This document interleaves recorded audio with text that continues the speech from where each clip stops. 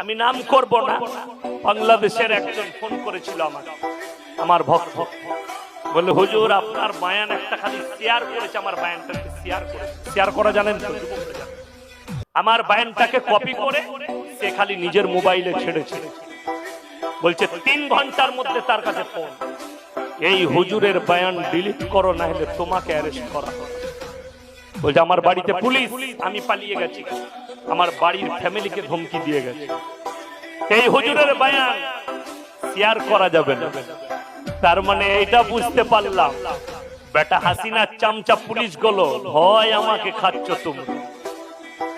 আমি এই ভারত থেকে তোদের গদি পাল্টাবো ইনশাআল্লাহ, আল্লাহ যদি রাজি থাকে। ভারত থেকে তোমাদের গদি যাবে।